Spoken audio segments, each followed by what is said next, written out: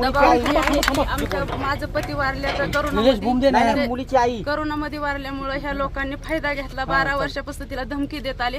त्या दबावाखाली ती आज आमच्याकडे पाहत सुद्धा नाही. ती दबावाखालीच आहे आणि ते त्यांच्याकडे जर मुलगी गेली तर आम्ही इथंच आत्महत्या करणार आहे. त्यांच्याकडे मुलगी गेलीच नाही पाहिजे ना. आम्हाला कुणाचं सहकार्य सुद्धा पोलिसांचं नाही, कुठल्या मंत्र्याचं नाही, कुणाचं सहकार्य नाही, काय नाही. त्याच्यामुळे आम्ही इथंच आत्महत्या करणार आहे. पोलीस आता काय सांगताय? तुम्ही समोर भेटल्या तुमच्या मुलीला? कोर्टात नेणार, कोर्टात चला. मुलीशी काय बोलणं झालं? काय नक्की म्हणते ती? काय झालं होतं? ती फक्त यायचं नाही म्हणते. कुठे यायचं नाही? आई सोबत. का म्हणजे आतापर्यंत जे तुम्ही तक्रार दिलेली आहे त्यानुसार पोलिसांनी तक्रार घेतली, मिरची पावडर टाकली, हे सगळं झालं, पण ती सांगते ती असं काही झालंच नाही. मिरची पावडर टाकली बी होती. माझ्या डोळ्यात, माझ्या मुलाच्या डोळ्यात गेली. मिरची पावडर टाकून त्यांनी दांडकं काढून माझ्या उघडून इथं मांडीला मारून त्यांनी मुलगी उचलून टाटा एसी मध्ये फेकून लगेच पळवली गाडी.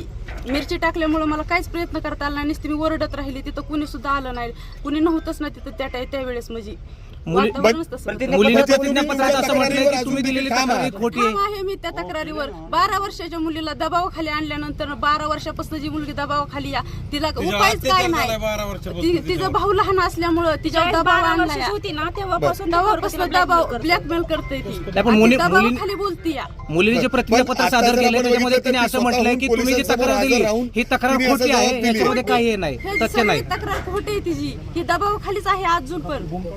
मीडियाने दाखवलं. पण आता तुमची मागणी काय आहे? स्वतः मुलगी तुमची जर पोलिसांमध्ये येऊन असं म्हणत असेल की असं काही घडलेलं नाही आहे म्हणूनच बोलते या.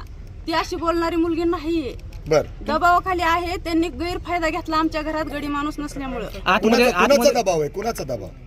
ते झहीर शेख यांच्या दबावाखाली बोलते ती. त्यांचा सपोर्ट आहे ती. म्हणजे ती दुसऱ्यांचं चुलता ह्यांचा सपोर्ट आहे त्यांचं. तुमची भूमिका काय? मुलीशी काय बोलणं झालं? एवढ्या वर्ष आम्ही एकत्र राहतोय लहानपणापासून. तिने त्याच्यामध्ये अनेक गोष्टींची कबुली सुद्धा दिलेली आहे म्हणजे तुमच्या मुलीने. तुम्हाला माहित नव्हतं का? कल्पना होती का हे असं सगळं सुरू आहे याची कल्पना होती का? स्पष्ट दिसते ना. अत्याचार झाला. 12 वर्षापासून जी मुलगी दबावाखाली म्हणल्यानंतर तिला ब्लॅकमेल केलं जातंय ना. त्याच्यामुळे त्यांनी फायदा घेतला. 21 वर्षाची होऊन दिली आणि आता तिला बरोबर ब्लॅकमेल केलं. आणखी मुलीने प्रतिज्ञापत्रात असं म्हटलंय की काही प्रेम प्रकरणाचा विषय येतो, तुम्हाला तुमच्या कानावर घातला होता. अनेक हिंदू संघटना तुमच्या मुलीने हा जो काही प्रकार आहे तुमच्या कानावर घातला होता असं प्रतिज्ञापत्रात नमूद केलंय. आम्हाला सहमतच नाही कुणाच. त्याच्यामुळे आम्ही इथंच आत्महत्या करणार आहे. कुठल्या पुढाऱ्यांची नाही, कुठल्या पोलिसांची नाही, काय नाही. मुलीने पण प्रतिज्ञापत्रात नमूद केलंय तुमच्या. एसपी काय म्हणतायत?